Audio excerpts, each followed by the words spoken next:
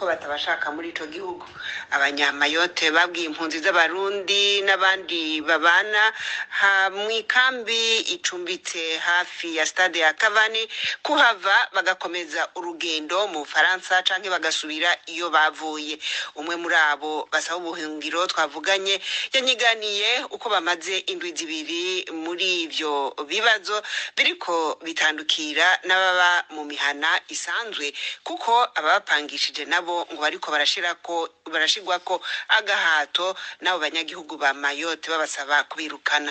Kurikira Aster Sabimana. Hariho abakongomani, hariho abarundi, hariho abasomaliya, hariho n'abanyarwanda. Kuva rero bashika hano nta munsi n'umwe novuga ko bigeze baronka umutekano. Twagiranye ibibazo byinshi n'abantu ba hano. Abanyagihugu ba hano nibo bavuga bati nta banyafrika bakeneye muri kino gihugu, ntibasubire iyo baje bava canke Ubufaransa bumenye iyo batwara. Bashobora bariyegeranya baje kudutera, badutera amabuye, twaravyerekanye ku marezo sosiyo, baraje kuduturira amazu, baraturira mu modokari, ubutegetsi buraba, ariko nta kintu kinini bwigeze bukora. Ubaho muri ibintu bimeze gute? Ubu aho turi amabarabara ava mu gisagara agenda mu misozi hose barahugaye.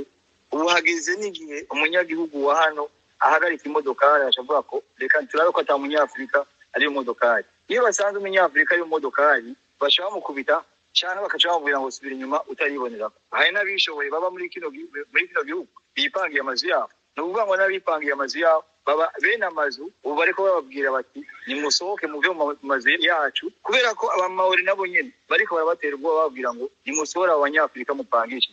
None ubuzima bwa misi yose bumeze gute? Murasohoka hanze mukarondera ico gufungura nk'abakeneye gufungura canke abafise abana barashobora kuja kw'ishure, bimeze gute? Nta bana bashobora kuja kw'ishure kubera ko amayira yose arafunze hano. Mabisi arafata bagaturira, babonyemo abana bakayahagarika bakayasubiza inyuma. Ubuzima bwa hano bwose umunyafrika by'ukuri bwahagaze, nta kazi na kamwe umunyafrika ariko arakora. Ivyo bimaze igihe kingana iki? Tumaze ivyumweru bibiri, ni ukuvuga indwi zibiri turi muri ivyo bibazo. None biraba abantu bangana iki? Muwamuzi igitigiri camu? Leta ivuga ibihumbi 6 by'abanyafrika.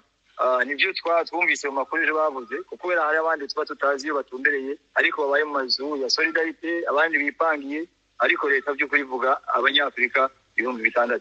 Noneho muri ko mumva bimaze indwi zibiri, hari na kimwe murumva kijanye no kubitorera inyishu y'aba prefet canke ku rwego rw'Ubufaransa ubwabo? Ku wa kane baraje bakuraho abantu bangana 100 kugira ngo babatware babaha amazu. Abantu baba muri ino nkambi bangana n'abantu baba 700. Mugabo batwaye abantu bari hagati y'ijana na 90. Benshi byaranze ko bashika muri ayo mazu. Kubera iki? Kubera ko bamahore bavuze bati ntidukeneye umunyafrika muhinzu, ni mu batwari iyo mwaje mubakura. Abamahore baruguye inzira imwe gusa, ahandi hose harugaye kubera ubwo ruhagarara. Hari ahantu bita Bandrabois, Bandrere, hari Tsingoni, Kumbani, hari n'ahandi bita Tararano, aho hose barahabrose. N'amayira ava mu gisagara agenda mu misozi iyo abantu bava. Kuvuze uti ivyo byose babikora ubutegetsi buraba, iyo mwituye ubutegetsi canke iryo shirahamwe Solidarite bababwira gute? Nta kintu na kimwe batazi. Minsi yose iyo bakoze imyigaragambyo turababwira, tukagerageza tubabwira, bakavuga bati ibyanyu turiko turavyiga, ibyanyu turiko turavyiga. Aster Sabimana twavugana ari muri Mayotte, twashatse kumenya nico ubutegetsi bwa Mayotte buvuga kuri iki kibazo, ariko ntivyadushobokera kubabona. Dukomereze muri za nkino z'igikombe ca Afrika c'ibihugu zibera muri Haya, Oudjama, mes locataires, vous avez gagné. Vous avez gagné. Manati, moi, je vous ai dit, arrêtez de vous montrer, cachez-vous, soit visible. Combien de fois je vous ai dit, vous ne m'avez pas écouté.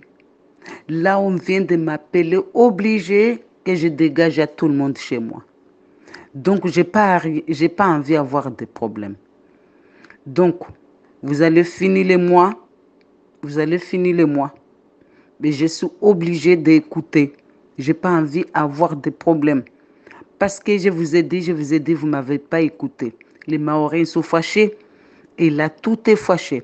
Donc, on m'a obligé, même ici en France, de dégager tous les Africains qui sont chez moi. Je suis désolée parce que je vous avais promis, vous ne m'avez pas écouté parce que vous croyez que vous êtes des boss, vous êtes bien sécurité, mais vous n'avez pas écouté.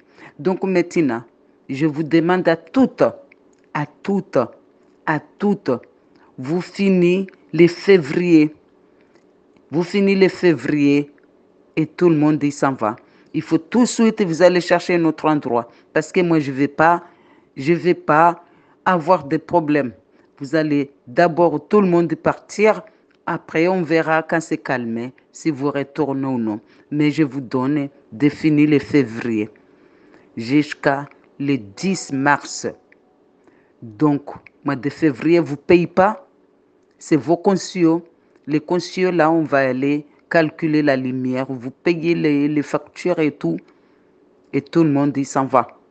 On verra quand ça va calmer si vous allez venir. Mais pour un instant, s'il vous plaît, je ne veux pas de problème. Tout le monde, il dégage.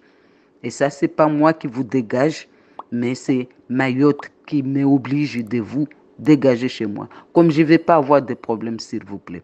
Je vous demande à tout le monde de partir chez moi. Tout le monde. Tout le monde, quand je dis tout le monde, c'est tout le monde parce que là, je n'ai pas envie qu'il vienne foutre de bordel chez moi. Parce que quand il rentre chez moi, il va tout casser. Donc, je les ai demandé jusqu'à le 10 mars. Donc, vous êtes jusqu'à le 10 mars, s'il vous plaît. Retournez à la Sourdalité ou va où vous voulez. On verra quand ça va se calmer. Donc, je vous souhaite une très bonne nuit et il faut que tout le monde qui n'est pas dans le groupe que vous le parlez. Parce que vous ne m'écoutez pas, vous avez fait exprès. Donc, s'il vous plaît, je ne veux pas de problème. On était bien chez nous. Les je viens d'eux là, qui viennent d'arriver à nouveau là, c'est eux qui ont foutu de bordel.